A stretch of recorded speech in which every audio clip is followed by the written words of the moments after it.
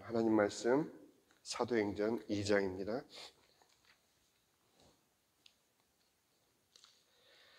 사도행전 2장 37절에서 47절까지 말씀 가운데 두 절만 우리 함께 읽겠습니다. 38절과 39절 시작. 베드로가 이르되 너희가 회개하여 각각 예수 그리스도의 이름으로 침례를 받고 죄 사함을 받으라. 그리하면 성령의 선물을 받으리니 이 약속은 너희와 너희 자녀와 모든 먼데 사람 곧 주 우리 하나님이 얼마든지 부르시는 자들에게 하신 것이라 하고. 아멘.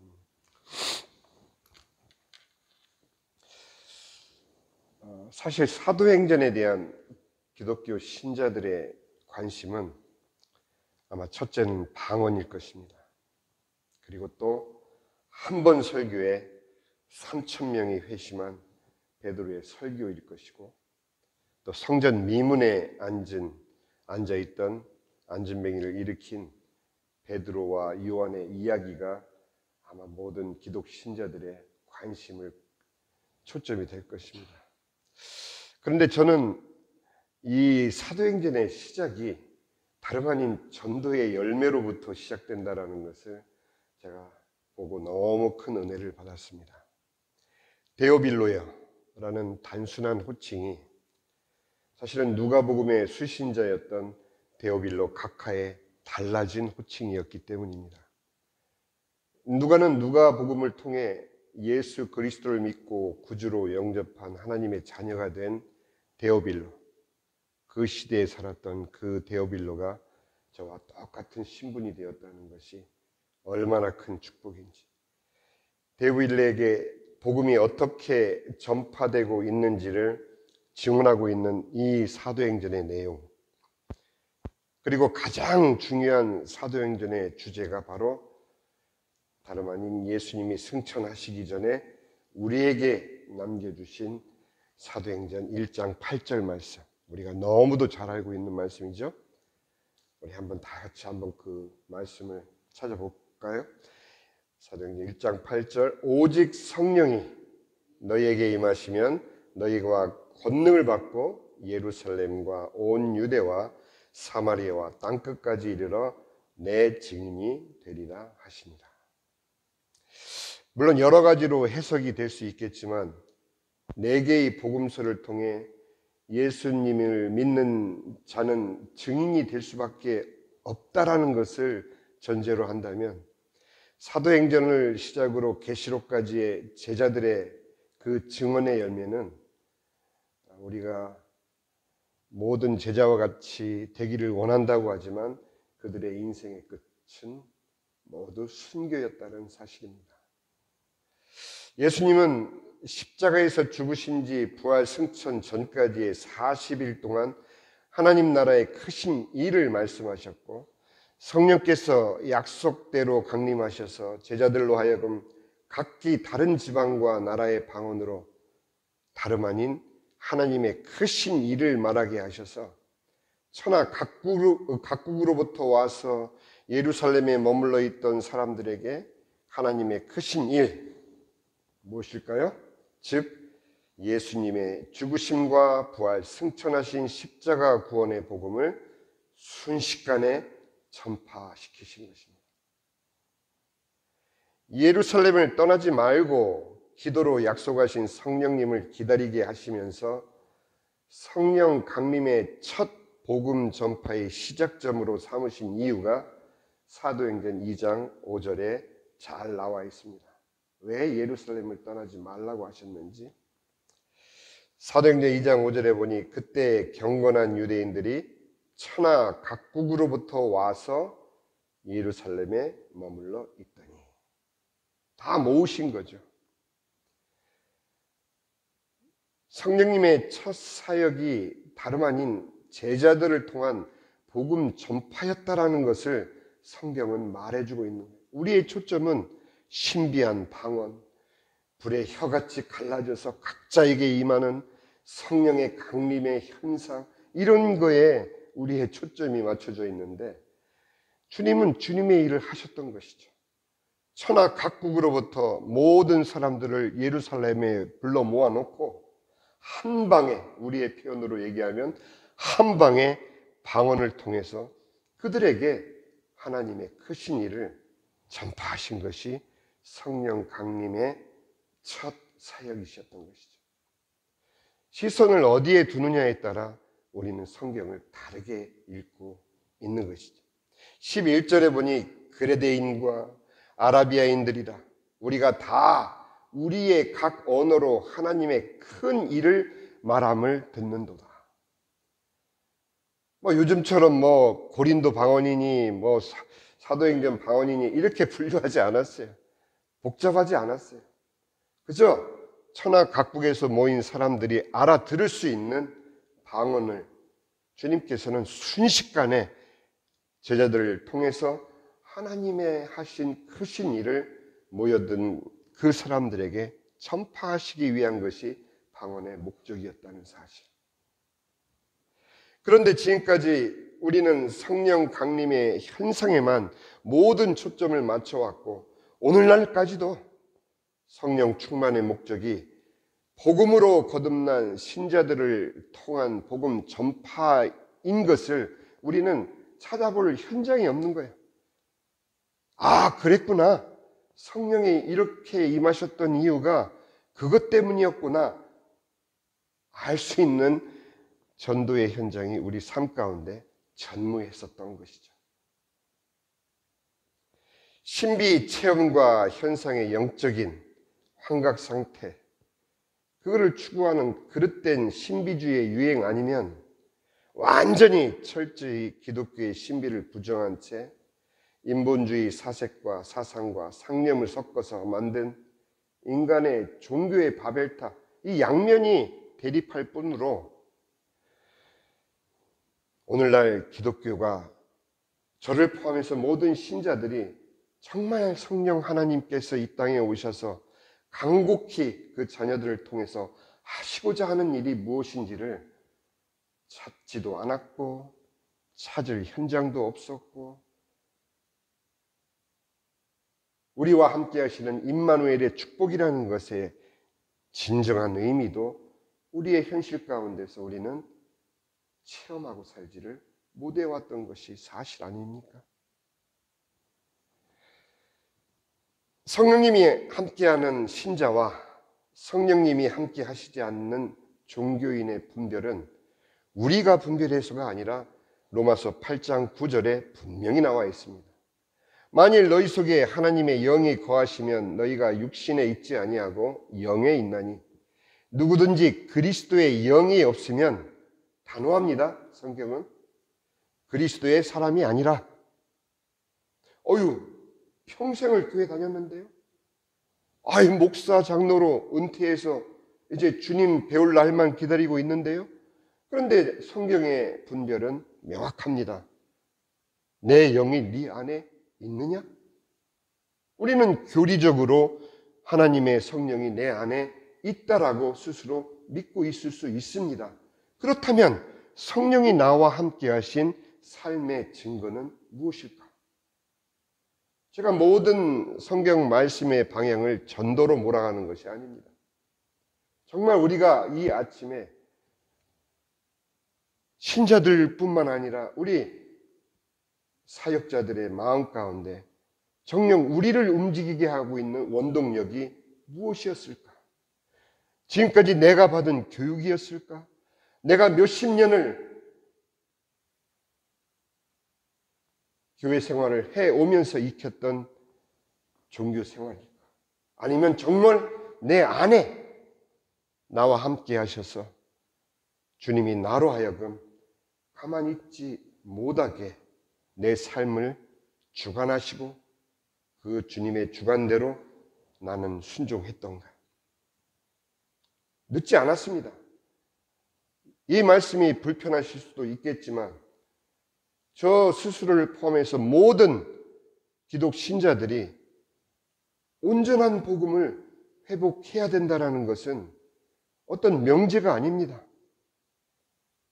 그것이 되지 않고서는 우리는 평생 속고 살 수도 있다라는 얘기죠. 죽음을 눈앞에 두고 우리가 단지 내 마음에 교리로서 확고한 평안을 붙잡고 세상을 떠난다 한들 죽음과 삶의 사이는 어느 누구도 가공할 수 없이 현실인 것이고, 우리가 죽음을 넘는 순간 우리가 믿어왔던 그 모든 것의 실체가 사실인지 거짓인지가 드러나고야 마는 것이죠. 그렇다면 뒤돌아서서 아니었구나 때늦은 후에는 우리에게 허락되지 않습니다. 그렇다면 지금이죠. 나의 직분을 내려놓고 나의 신앙의 연수를 내려놓고 정말 내 안에 하나님의 영이 와 계시는지를 교리적으로가 아니라 나와 하나님과의 관계 속에서 내 삶 가운데 드러나는 복음의 확실한 증거가 있는가에 거기에만 초점을 맞춰서 나 자신을 돌아본다면 우리는 로마서 10장 9절에서 13절까지의 복음을 동의하면서도 그 내용을 살지 못하고 있다는 것을 우리는 발견할 수 있습니다. 사도 바울은 예수님을 믿고 나서 그는 고백합니다. 그의 혈육인 이스라엘 백성들, 유대인들을 향해서 9절에서 13절까지의 말씀을 통해서 복음을 분명히 전하면서 또한 이미 예수를 믿고 거듭난 하나님의 자녀들에게 13절부터 15절까지의 복음의 실천편을 분명히 우리에게 얘기해 주었는데, 우리는 복음을 어찌 보면 내 좋은 대로 해석하고 판토막 낸 그런 엄청난 실수를 지금까지 저질러 왔던 것은 아닌지. 13절부터 15절까지 말씀은 누구든지 주의 이름을 부르는 자는 구원을 받으리라. 그 앞에는 여러분들이 다 아시는 마음으로 믿어 의에 이르고 입술로 시인하여 구원에 이르는 이런 모든 절차와 우리가 너무도 익숙한 구원 없는 방법이 사도 바울은 이야기하지만, 중요한 것은 13절부터 15절까지 14절에 그런즉 그들이 믿지 아니하는 일을 어찌 부르리요? 또한 듣지도 못한 일을 어찌 믿으리요? 전파하는 자가 없이 어찌 들으리요? 이거는 불신자에게 하는 말이 아니잖아요. 이미 믿은 자에게 정말 누구든지 주의 이름을 불러서 구원을 얻었다면 당신 압니까? 그들이 믿지 않는 자를 어찌 부를 수 있겠습니까? 이미 믿은 당신을 통해서 들을 수 있는 거 아닙니까? 듣지 못한 일을 그들이 어찌 믿을 수 있겠습니까? 당신이 입을 열어 말하지 않는 이 복음이 어찌 그들에게 전달될 수 있겠습니까? 이 뜻 아니겠어요? 15절에 보내심을 받지 아니하였으면 어찌 전파하리요? 주님은 예루살렘을 떠나지 말고 성령의 강림을 기다리라고 그렇게 말씀하신 이유는 제자들을 통해서 이 하나님의 크신 일을 방언이라는 초자연적인 하나님의 역사를 통해서 그 시작점을 우리에게 선사해 주신 것입니다. 이렇게 내가 너희에게 임하면 가장 먼저 이것이 너희에게 증거로 나타날 것이라는 것을 제자들에게 각인시켜 주신 것이죠. 그런데 우리는 그 현상만 바라보고 방언 샬라샬라샬라 저런 방언 저런 방언, 야 방언을 하는 동안 뭐 신비한 뭐가 느껴지고, 아니잖아요. 복음서를 통한 하나님의 크신 일은 사도행전의 성령님에 의해 온 천지에 전파되는, 그것이 바로 참 신자를 통한 하나님의 구원 계획이라는 것을 성령 하나님은 강림과 동시에 우리에게 보여주신 것입니다. 예수 복음으로 거듭 태어난 신자들의 삶의 내용도 마찬가지입니다. 제 삶을 돌아보니 정말 제가 예수를 믿었다면 그렇게 살아올 수 있는 삶이 아니었어요. 결국 나 자신의 삶을 돌아볼 때 내가 어떻게 이렇게까지 망가질 수 있을까 뒤돌아보고 후회하고, 아니에요. 저는 그렇게 대단한 사람이 아니었더라고요. 내가 제대로 살아왔던들, 나의 의로 살아왔던들, 그것이 하나님 앞에 아무런 의의가 될 수 없다는 것을 뒤늦게 복음을 통해서 확인할 뿐, 저는 믿음이 큰 사람도 아니었고 신앙생활을 잘해온 사람도 아니었고 빠짐없이 교회는 출석했지만 그것이 나에게 삶의 이유가 되지 못했었고 삶의 내용도 전달해 주지 못했던 이유는 바로 내 좋은 대로 하나님의 복음을 반절내서 9절에서 13절까지의 말씀은 붙잡고 내 입술로 고백해서 나는 하나님의 자녀가 되었습니다라고 나는 외치지만 결국 14절, 15절의 그 의미를 모른 채 전혀 그 신자로서의 증거와는 상관없이 왜 예수님이 이 땅에 오셔서 공생의 시작과 동시에 말씀하신 그 두 구절을 나는 교묘하게 피해갔던지. 예수님은 누가복음 4장 18절에 주의 성령이 내게 임하셨으니 어찌 예수님께로만 임하셨겠습니까? 성삼위 하나님으로 성육신하신 예수님께 이미 임하여 계신, 이미 함께 하신 성삼위 하나님을 왜 이렇게 표현하셨을까요? 왜 이사야 선지자의 말을 빌어서 왜 우리에게 이렇게 표현하셨을까요? 너희들에게 임할 하나님의 성령이 바로 이와 같단다라는 것을 주님은 공생의 첫 말씀 선포를 통해서 우리에게 주신 것입니다. 신자의 삶의 내용을 주신 것이죠. 성령이 내게 임하셨으니 이는 가난한 자에게 복음을 전하게 하시려고 내게 기름을 부으시고 나를 보내사 포로된 자에게 자유를, 눈먼 자에게 다시 보게 함을 전파하며 눌린 자를 자유롭게 하고, 결국 19절의 마지막 주의 은혜의 해를 전파하게 하려 하심이라. 이것이 예수님만의 사역이었겠습니까? 아니잖아요.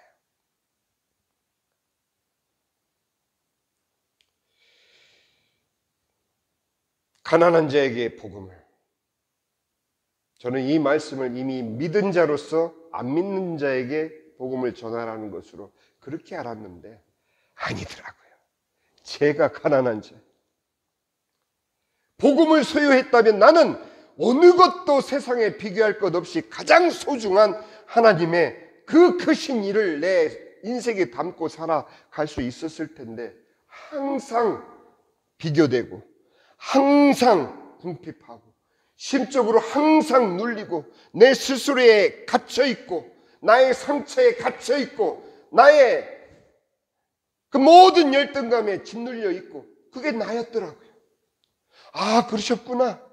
내가 교리적으로는 구원받았다라고 주장할지 몰라도 주 성령이 내 안에 계셨다면, 정말 계신다면, 계시고 있으시다면 내 삶을 통해서 당연히 나타나야 되는 이 삶의 내용이 어디 갔단다?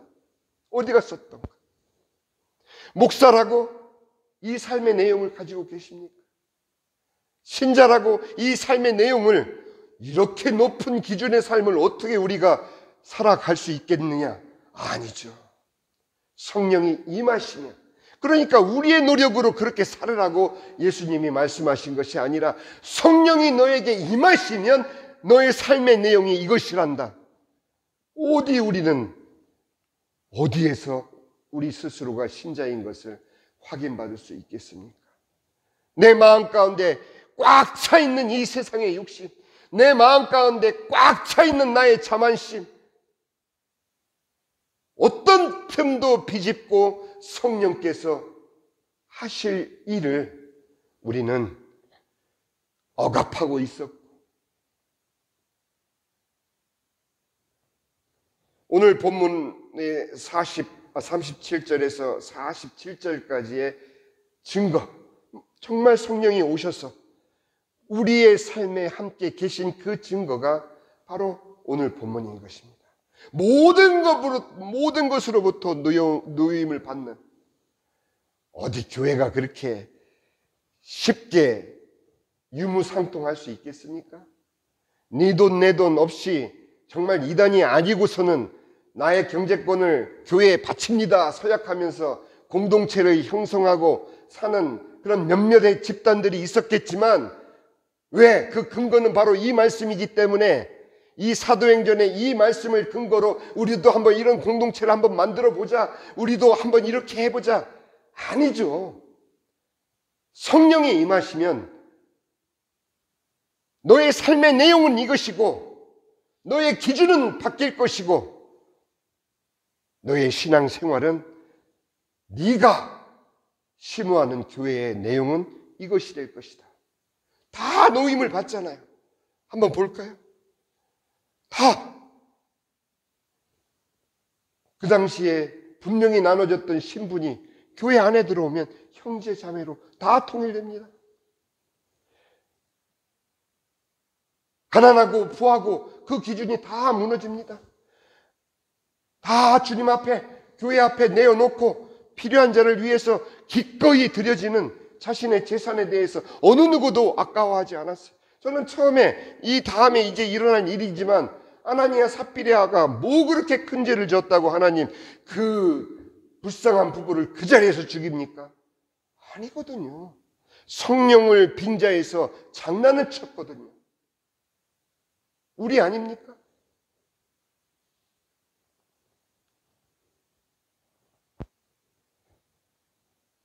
지금까지 우리는 간혹 들어왔습니다. 초대교회로 돌아가자. 왜요? 성령 강림의 현상을 한번 체험하고 싶었어요? 아니죠. 복음의 세계관은 앞으로의 전진이지 과거의 후퇴가 아닙니다. 하나님은 어제나 오늘이나 영원히 동일하신 하나님이시기에, 문제는 나에게 그 하나님의 성령이 진정 임하여 있는지,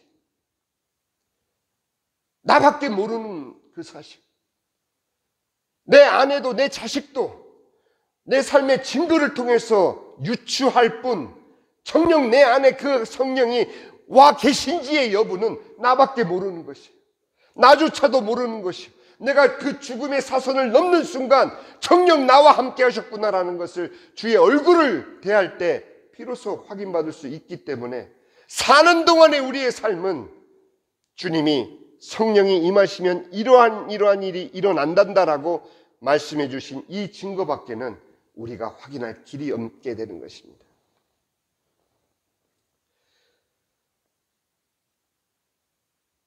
그러니 이제 신자들의 시선은 과연 성령님의 인도하심에만 집중되어야 된다는 이유를 저희는 요즘 조금 눈치를 채 가고 있습니다. 그렇구나. 그냥 내 삶으로 돌아오면 나는 그냥 맹해요. 그러나 성령의 인도에 내가 집중하기 위해서 기도를 하게 되면 그것이 내 관심 가운데 신비한 능력이나 현상 그런 것이 아니라 내 마음으로 읽혀지는 성령의 인도를 다 체험할 수 있지 않습니까? 우리가 기도할 때 나와 성령님이 함께 하시는지 안 하시는지 무엇으로 확인할 수 있겠습니까? 나 혼자 떠들고 일어나는 그 기도의 자리에서 정말 이 기도를 들으셨을까? 아니죠. 제가 기도하는 동안 하나님께서는 제 기도를 인도하시고 제 기도의 제목을 이끌어 가시는 것을 여러분들 기도하시는 분들은 느끼실 거 아닙니까? 그러면 모든 기도가 어디에 막혀 있느냐? 바로 나예요, 나. 내 문제에 막혀 있다는 것을 우리가 부인하고 아무리 다른 기도 제목으로 뛰어넘는다 해도 내 마음에 성령님은 평강을 주시지 않습니다. 교리적으로 모르겠습니다.